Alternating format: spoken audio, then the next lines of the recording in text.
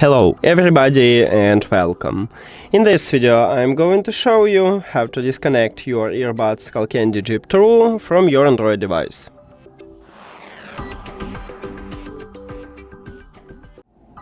You have to start by open settings and then go to the Bluetooth or connected devices.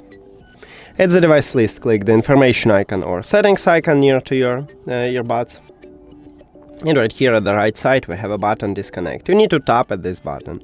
But before I tap on it, I will tell you the difference between disconnect and unpair. So when you select to disconnect your earbuds, you click at this button and you will stop Bluetooth connection with them, but still you will have them at the device list.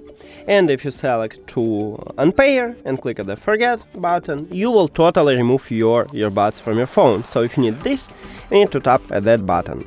Now let's disconnect it, and as I said, we have it as a device list, but I stop Bluetooth connection with them, and if I want to, I can reconnect them by just tap on them, if these earbuds are not connected with another device.